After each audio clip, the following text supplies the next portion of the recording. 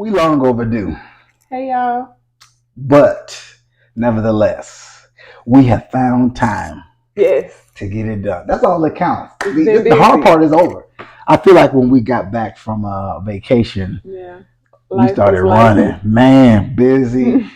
Anything new you want to share since the last time we cut? I think it was episode 10. Since we got back from vacation, any new updates? Tell us how you been. I've been good. Anything you've learned you want to share? I'm learning actively how to be okay in rest.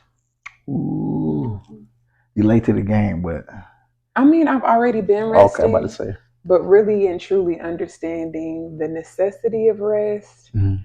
and why it's required is something that you have to continually teach yourself when you're used to just going, and telling everybody yes and all of those things. See, when you get older, tell them about time when you get older. What? Time is a currency that you can never get back. So use wisdom with how you spend your time. Okay, ask me what I want to share. I want to share with the class. What have you learned? Anybody ask me. Oh, what have I learned? Pick Mm-hmm. me. I am learning to unlearn. Mm. I can't tell y'all my business what I'm unlearning, but I have some areas in my life that I have found that there has been a bad thought process. And so I've said it for the last couple of weeks between us and different conversations off camera that it is more difficult, more challenging to unlearn something than it is to just learn something without a bad process already in place first. When I there's love that. something a bad belief system. Elaborate on that though, because that's so good and it can even go into relationships. Okay. Tell us why it is When harder. let's say golfing. Okay. Let's say if you're a golfer or a golfist. A golfist, what's the Golfer. female? They're the same. Go ahead, baby. A golfist. Okay. This is what he do, y'all, with words. If I've learned my form wrong, if I've taught myself, those of you who have been self-taught, you were raised by lions and raised by wolves, and you had to get it on your own.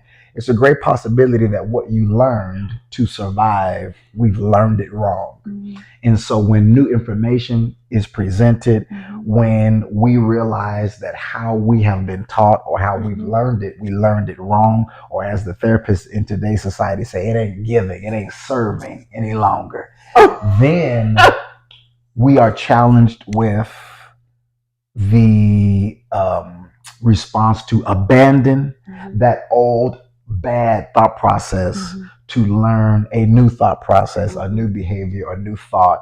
And it becomes challenging because before you can learn new information in that area, a lot of times we have to unlearn what we have been taught that was wrong or what we believed that was wrong. So, can I say it like this? Say it like this. You got to clear the slate if you want to rebuild properly. I keep you on. So that's where I've been at. I want the class to ask me. I thought yours was good. Rest. It's good too, though. Because what I'm having to unlearn is being busy all the time. Listen. And I got to clear the slate. So and busy don't always be productive. Rest. Okay, come on. Gotta say something. So we're going to call this episode, this is episode 11. Thank you for watching, subscribing. Make sure if you have it, wherever you're seeing this at, go subscribe to our YouTube channel, Marriages for Grown Folks. Okay, we're going to start off with why we call it Marriages for Grown Folks. Would you like to explain why we say it's for grown folks? What's our motto? Absolutely. So you have to be mature enough to be successful in marriage because it's going to challenge every fiber of your being. And you're going to have to know how to compromise. You're going to have to learn how to be a good listener. You're going to have to learn how to be a good communicator. And most of all, what's most? You got to know it's not all about you. A marriage is a partnership. So I may have a bad day and I may need grace and mercy from you. You may have a bad day and need grace and mercy from me. We might both have a bad day and we got to extend grace and mercy to each other. Somebody got to come get us. But in a partnership, it's important to know that it's not all about you. And then don't even talk about when it gets more complicated with kids. If a family member gets sick, if you got a family member that's just wayward and always needing something. Yeah, it's a lot of changes. A lot of changes, a lot of adjustments. We're calling this, to your point, I'm feeding off of you. We're going to call this episode, what did we say we was going to call it?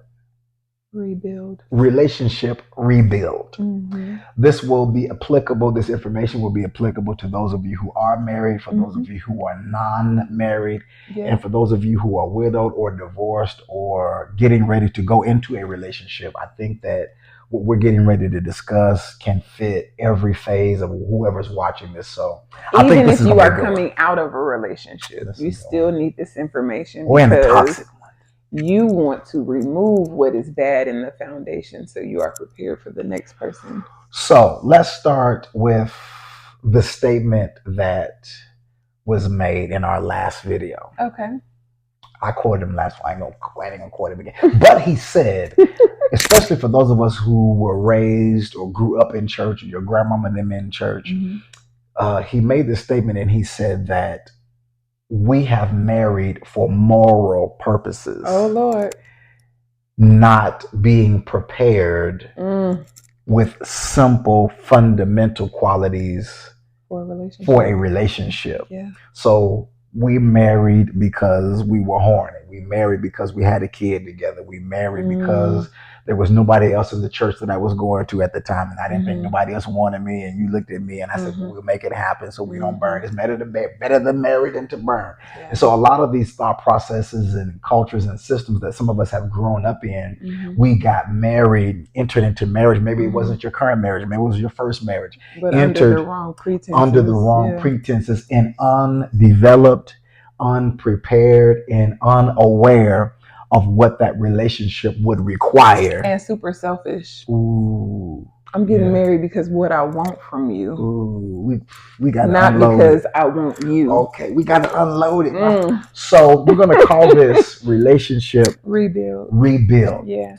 We're calling it relationship rebuild because we're going to start off with the meat of it. Let's start out with euphoria. Ooh, okay. You want to read euphoria? Sure. All right, right there. Euphoria, a feeling of great happiness or well-being. Euphoria may be a side effect of certain drugs. So when we looked into this definition, I had never thought about it like that. A drug? Oh yeah, you're high. But a relationship, yeah, you high in the beginning. When you talk about, I'm gonna give you the mic and tell us what being high in a relationship looks like.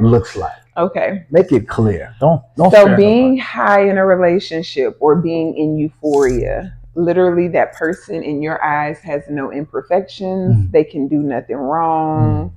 They morning breath smell fresh before they brush their teeth and their tongue. That's high. You don't know that they have bowel movements. That's high. I mean, everything they say just sounds like there's music in the background and it just hits you so right. And it's like, ooh, this is all mine. That's you done? Yeah. Usher said it like this. You got it bad. You got it bad times 2. Right. Yeah, times 2. You hang up. Call right back. Call right back. That's good. Now, there are people and individuals and types of personalities that we have met that are high in their relationship, but don't want to admit it. Ooh. I saw a meme today with a guy. It was a young man who his friend took a picture of his text thread with his girlfriend, and he was all thugged out, masculine, and I can't show no emotion. But he was bleeding through text to her. You don't ever show me you love me, and he was just gone. He was bleeding, so he was blackmailing. But anyway, there are people that sometimes when we've been hurt and when we've been dogged out, we don't want to let our friends know or let those who told us that he or she was bad that we back with them. Yeah. But because we're high, there's a lot of things that we do high that we wouldn't do if we were sober. So euphoria, what it does is it gives you a heightened sense of this person can do no wrong. Right. Euphoria can last between 5 minutes up to 5 years. Let me submit this thought to the audience and to you. When a person chooses to live in euphoria too long, it becomes delusion. So then you're just in a toxic relationship. Can I add something to what you just said? Please. Did y'all hear what she just said? Say what you just said again. If you decide to live in euphoria too long, Too long. It then can turn into delusion, which creates a toxic relationship. Now, I want your eyes. Somebody, a wise person, told me Ooh. that our eyes can only see what our brain is ready to process. Yeah. This also can add into the recipe of us being high. So, relationship that's good. You need to rebuilding. say that one more time. That was good. Your eyes. So it's like, let me give you an example of your eyes can only see what your brain is ready to process. Your baby, the one you pushed out, your son, your child, whether you're male or female, they catch him stealing backpacks at school and they on the bus. And you said, no, they call you and say, hey, Miss Riles, we got your son down Not here my in the baby. office. Not my baby. My baby would never do and that. And they say, we got him on tape. I don't care what you saying you got. Not my baby. Stealing backpacks. Not my baby. If her ego, yeah, if the entity in your psyche that serves as the balancer between your impulsive reactions and wants and desires and your morality and what you should and should not do, if that's been injured and your ego says, this information, I don't have the wherewithal, I don't have the strength to bear this, I don't know how to slot it, it's too devastating for me. A defense mechanism of the ego will say, I'm going to deny it. I'm going to push it down. It didn't happen. There was a psalmist that declared, if I'm somebody else, it didn't happen to me.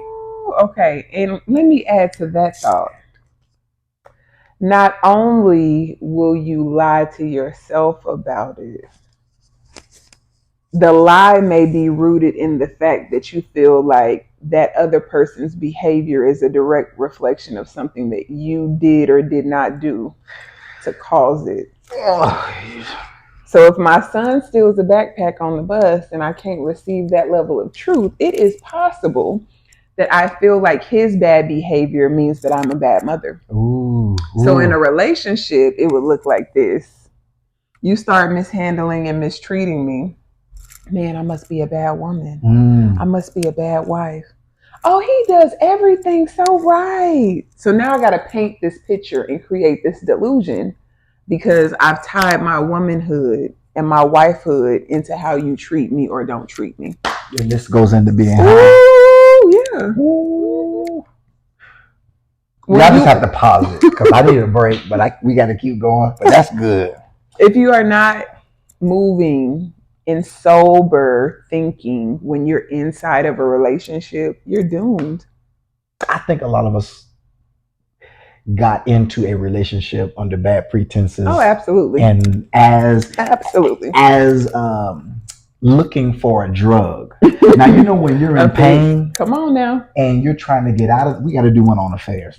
When you are in pain and you are trying to get out of that pain through the quickest methodology, right? You will get high. You can take a drug to temporarily, 5 minutes to 5 years, relieve that pain. So anyway, this is the reason why we're calling it relationship rebuilding, because this is the meat of it. You ready? Here we go. There comes a time in every relationship, and even romantic relationship, and even friendships and family relationships, that the foundational agreement that the two of you agreed upon, that this is what it will be, will change. It is inevitable. So we're going to give you two examples. Why would it change? I'm getting ready to play. Okay. It would change. You tell us why it would change. Because we're always changing and evolving. At least we should be. We should always be growing and becoming a better version of ourselves, which means some of the things that I was in need of when I got in relationship with you, I shouldn't even still need all of those things. Now, 16 years later, everybody is getting something out of the deal. I need 3 seconds. What he just said. Everybody is getting something out of the deal. Elaborate. That's why you're still there. That's why we stayed as long as we did, because it was what they say now, giving. Now, that takes a level of honesty to admit Mm-hmm. 90% of this is crazy, Mm-hmm. 80%, 15%. But that percentage that is, even the percentage that is dysfunctional, Mm-hmm. if we have learned to be okay and live in cycles and silos of dysfunction, I Mm-hmm. can still get something out of it. So, two examples, and then we're going to explain to you what it looks like in real time Mm-hmm. in a relationship for it to be deconstructed. There comes a time in every relationship that the foundational principles of what was agreed upon Mm-hmm. between you and I will have to be renegotiated because you change Mm-hmm. or I change or both of us change. Or we assumed in the beginning and never set the foundation right. So when we come out of euphoria, that Yeah. state of high, Yeah. one person is going to come out of that state of euphoria faster than the other person. Right. This is a stage, this presents the storm stage. Right. We've talked to, and we have been in it too, where Yeah. she was still in euphoria and I wasn't. I was in euphoria. And so Mm-hmm. it's the balance of, and we're doing this conversation so that you can know how to articulate it to the person Yeah. that you might get with, will get with, or are with, Yeah. what's happening. Because it can feel like we're falling out of love. Right. So let me give Do you you two. really love me? That's the question that you start asking in that That's what stage. Jocelyn asked Stevie. Stevie, did you ever really love me? We are not going to bring up toxic people. Well, we are. Well, we call it. Stevie, did you? Because what used to provide Yeah. euphoria, Yeah. that dog came back to start hunting, and this Mm-hmm. woman says, "Wait a minute, Mm-hmm. what used to be good ain't good no more. So I need to ask this brother, You're right. did you ever really?" So anyway, this is everybody's getting something out of the deal. Yeah. On the movie, one of my favorite classics, Friday. You know what scene I'm going to? I want to take you to the scene where the preacher comes to the house and asks, "Can he hit the weed?" And then he sees Miss Parker. He turns and says, "Good Lord, have mercy. He know what I want. I want to come on. I want to have some prayer." Now listen, Mrs. Parker was vulnerable and had her chest meat all out. Was watering And her Daisy Duke. and watering dead grass And talking super extra feminine. I mean, hey, mm-hmm. All the things. Now, when the preacher goes over to have prayer, and the husband comes home, this is scenes later. The husband comes home. Listen, everybody's getting something out of the deal. Relationship rebuilding. Right. She comes out of the door screaming, "He's crazy. He's crazy." Now, wait a minute, Miss Parker. You got the preacher in your bed. Well, before that, you married a midget. Ooh. Now, y'all like midgets. Don't he's put a midget. She's obviously staying with him because he's putting her out. Ooh. Ooh. I'm just trying to break down Friday. Come on and dissect it because I had never even thought about it like that. But you're right. She doesn't have her own stuff. And she's complaining that he's crazy. But you're cheating on the man. Ooh. In his house. In his house. In his bed. So what am I saying? Everybody's getting something out of the deal. I'm going to give you my second. We'll do another video for myself. Wow. So listen, this is what it looks like. We can use Miss Parker and Mr. Parker, or we can use us, or let's use a hypothetical couple. Okay. I'm going to give you one example of how it looks like from the man to the woman, and then you give us an example of how it looks like from the woman to the man. Okay. Let's say when we first get together. Yeah. I am under the assumption that you need a savior. Oh, okay. And I am going to save you. Save now, me. I'm going to floss you up. I'm going to ice you down. All right. I'm going to drip you out. Whatever she want, it's my job to take her where she want to go, buy her what she want. Okay. And as long as you speak from the other side of this when you grow up.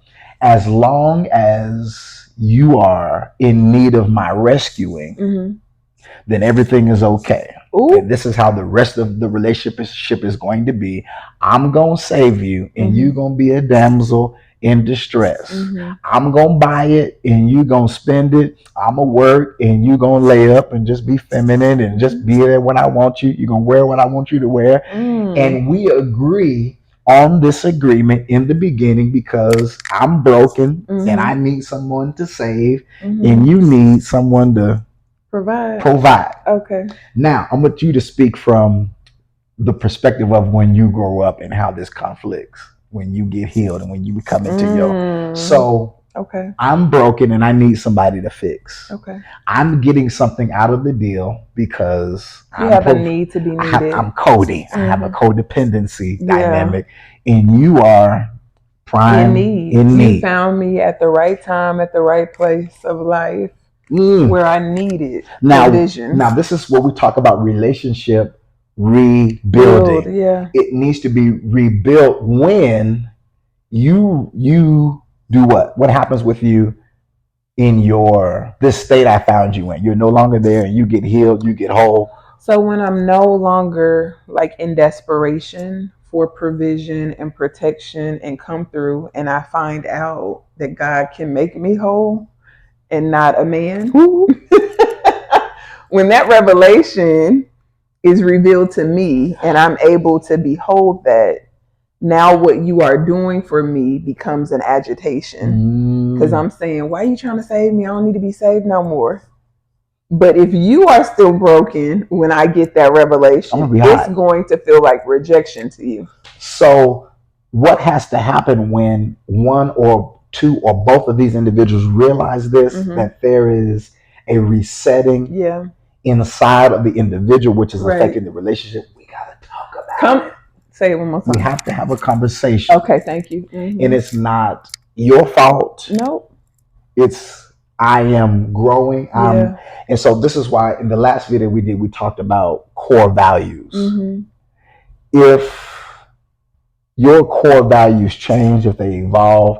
We used to live in a house that had fresh carpet. I used to live in an apartment. It was an apartment that had fresh carpet. And one of the things that I was adamant about that I wanted was lines in our carpet. Well, as we moved, that desire, that request of me to her whenever she cleaned no longer became important because we ain't even got carpet no more, y'all. Carpet no more. We are with floors or tile. So life will change, your circumstances, your surrounding, your community, your environment, the state you live in, people that you know.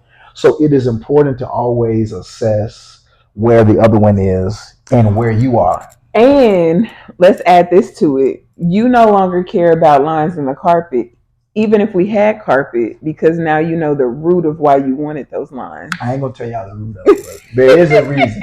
Every behavior has an origin. So I want to make sure that we're clear, that our listeners are clear. Okay. Every relationship will go through this stage. Yeah. Euphoria is normal in the beginning of a relationship. It kind of gives you that extra boost to really build the relationship that you're in. But you have to be mindful and keenly aware that it's euphoria and that it's not reality, and still have those hard conversations that will really lay the foundation good. It is not until after, I believe this, that it is not until after euphoria has lifted that the work really starts. Yeah, I agree. So I think euphoria is like picking the lot you want to build the house on. You know, you imagine it in your mind. You're all excited and giddy. And that potential that you saw. You get to the blueprint of it all, and you mapping it out in your brain. It's going to look like this. It's going to be like this.